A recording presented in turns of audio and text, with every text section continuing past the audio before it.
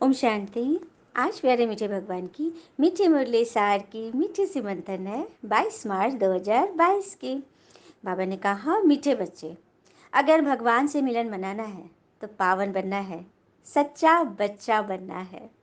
एक पिता के सिवाय कोई भी व्यर्थ बात याद न हो। तो भगवान से मिलन मनाना है।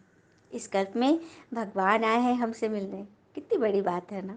अभी तक तो हम बस उन्हें पुकारते आए, ढूंढते आए। हाँ, और वो आ गया है, हाथ बढ़ाया है, श्रीमत का हाथ, मुरली का हाथ। तो सुनना है, पावन बनना है, सच्चा सच्चा सपूत बच्चा बनना है। हुँ?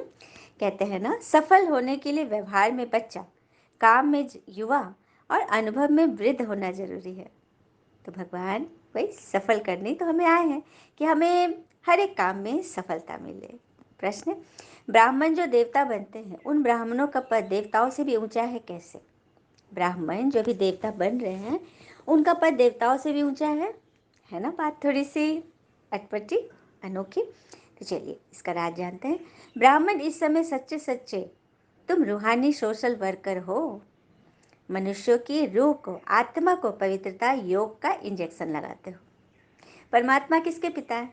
आत्माओं के पिता हैं।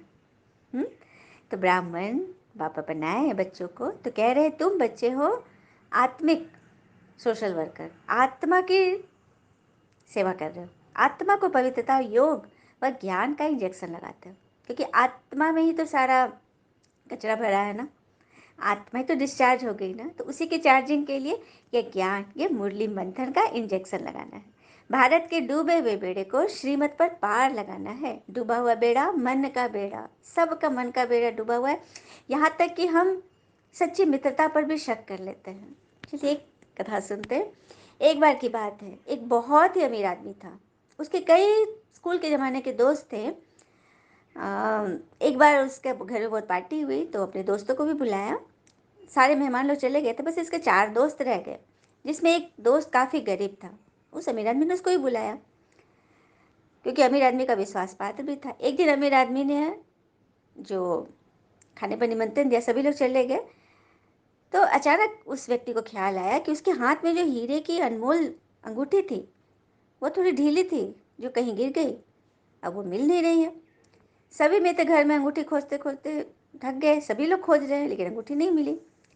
तो एक मित्र कहता है कि तुम ना हम सभी की तलाशी ले लो। हाँ, तो वो व्यक्ति नहीं तैयार हो रहा था, लेकिन जब मित्रों ने कहा कि अरे तलाशी ले लो, कोई दिक्कत नहीं है, आखिर मिलना चाहिए, कीमती अंगूठी है, तो सब तलाशी को तैयार हो गए। लेकिन जो गरीब दोस्त था ना, वो तैयार नहीं हुआ। वो बिल्कुल तैयार नहीं हुआ। और अमीर मित्र ने भी उस पर ज़बरदस्ती नहीं की। हाँ, सभी मित्र लोग उसको थोड़ा बोलने लगे कि क्या बात है, तुम क्यों तलाशी दे रहे हो। तो सबके मन में शक भी पैदा होने लगा। हाँ, दूसरे दिन सुबह जब अमीर आदमी अपनी कोट की अंदर वाली जेब में हाथ डालता है तो उसे अंगूठी मिल जाती है। तो वो सीधा अपने गरीब मित्र के घर जाता है और अपने मित्रों द्वारा किए गए अपमान की माफ़ी मांगता है और अपनी तलाशी न देने की वजह भी पूछ लेता है, क्योंकि उसके मन में भी खटक रहा था।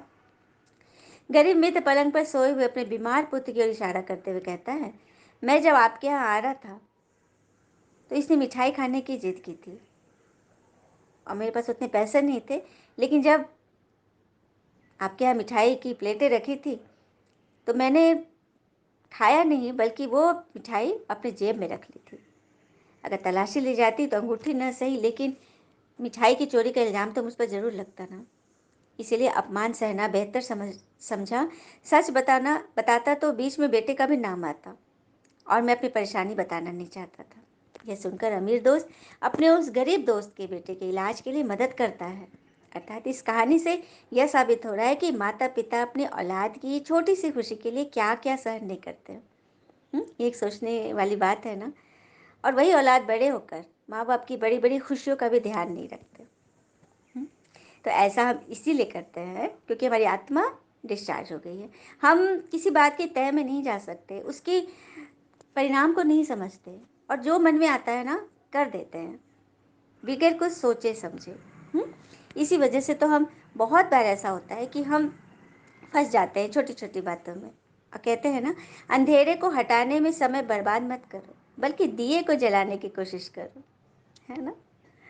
तो वही बात है, ब्राह्मण बच्चे आत्मा को इंजेक्शन लगा रहे हैं। ये सब जो छोटी छोटी बातें हैं ना, जिसे मन फंसता है, किसी पर हम शक करते हैं और बेवजह परेशान हो जाते हैं, तनाव में रहते हैं, उन सब की बीमारी का इलाज है ये ज्ञान। तो इसी ज्ञान के इंजेक्शन दे रहे हैं ब्राह्मण बच्चे, बाबा के बच्चे, जो भारत के डूबे हुए बेड़े को पार लगा रहे हैं, नरकवासी भारत को स्वर्गवासी बना रहे हैं। मतलब स्वर्ग बना रहे। ऐसे काम देवता नहीं करेंगे, क्योंकि देवता तो सतयुग में खाओ पियो मौज में रहेंगे, उनको सेवा का काम उनके पास नहीं। वो लोग तो सेवा के प्रारब्ध को भोग रहे हैं। इसीलिए ब्राह्मण देवताओं से भी ऊंच। और एक बहुत बड़ी बात ब्राह्मणों के लिए, क्योंकि यहाँ भगवान से पालना ले रहे हैं, स्वयं भगवान उनको उठाते हैं, समझाते हैं, ज्ञान सुनाते हैं, पालना कराते हैं, समझानी देते हैं, हर तरह से उनकी केयर करते हैं। है ना, बड़ी बात धारणा है। इस क़यामत के समय में सिर पर जो पापों का बोझा है उसे एक पिता की याद से उतारना है। क़यामत का समय हर एक धर्म में है, जजमेंट का समय, जब भगवान आकर आत्माओं को उठाए, उनके पापों का हिसाब किताब समझाते हैं और बताते हैं कि तुम्हें इस वजह से यह सज़ा मिल रही है। तो भगवान उस सज़ा से बचने के लिए ज्ञान सुना रहे, क्योंकि एक तो हम योग बल से सजाएं काटेंगे और दूसरा है भोग बल से, कर्म भोग से सजा खाकर। तो कोई भी माता पिता चाहेगा कि मेरा बच्चा को सजा मिले? भगवान नहीं चाहते कि मेरी आत्माओं को सजा मिले। इसीलिए भगवान ये ज्ञान सुनाए, उनके अंदर के विकारों को, कमी कमजोरियों को ख़त्म करवा रहे हैं, योग से भस्म कराए ताकि उनको सजा न मिले। तो सिर पर जो भी पापों का बोझा है उसे एक बाप की याद से सफल करना। बाप की याद अर्थात श्रीमत की याद। ये मुरली मंथन इससे कनेक्ट रहे और कोशिश करें जो पॉइंट हम याद रख सकते हैं, धारण कर सकते हैं, तो डेली डेली कम से कम एक पॉइंट तो जरूर धारण करें। तो पुण्यात्मा बनने के लिए श्रेष्ठ कर्म करने की विधि भगवान हमें सिखा रहे हैं। वरदान है, कंबाइंड स्वरूप की स्मृति द्वारा कंबाइंड सेवा करने वाले सफलता मूर्त भव।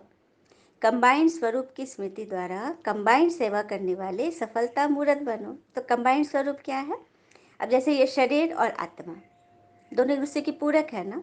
आत्मा बगैर शरीर कुछ नहीं और शरीर बगैर आत्मा कुछ नहीं, दोनों कंबाइंड है। उसी तरह से लक्ष्मी और नारायण का स्वरूप भी कंबाइंड है, तभी तो उन्हें चतुर्भुज कहते हैं। तो वैसे ही पिता, परमात्मा और आत्मा कंबाइंड रखो। तो परमात्मा को कंबाइंड कैसे रखेंगे?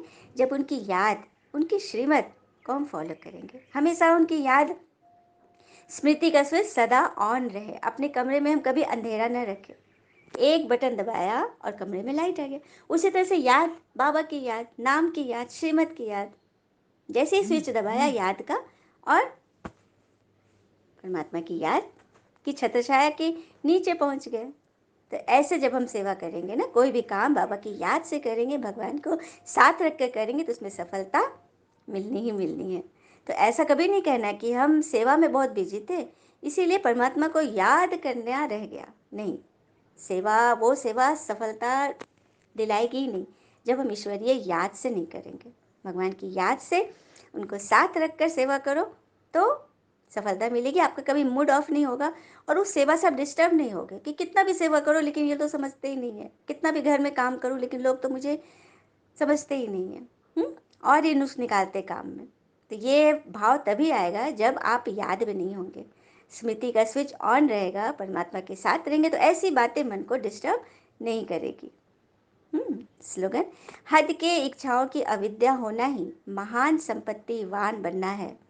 हद की इच्छाओं, ये विनाशी चीज़ों की इच्छा, इस शरीर से, इस आँख से जो कुछ भी दिखाई दे रहा है वो सब हद की इच्छा है। उससे अनपढ़ बन जाओ, कोई इच्छा मत करो, तभी आप महान संपत्तिवान धनवान बन जाओगे। कहते हैं ना, बिन मांगे मोती मिले, मांगे मिले न भीख। चलिए भिखारी पर एक बात, तो कहानी आप लोग सुना होगा, फिर से रिवाइज करा देती हूँ। एक बार एक व्यक्ति सेठ था, उससे एक भिखारी ने भीख मांगा, तो बोला कि मैं भीख तो दूंगा लेकिन तुम मुझे बदले में क्या दोगे? तो बोला मैं क्या दे सकता हूँ, मैं तो भिखारी हूँ। तो अरे सोचो, कुछ भी तुम दे सकते हो, ऐसे तो मैं भीख नहीं दूंगा। और वो नहीं दिया, वो चला गया सेठ।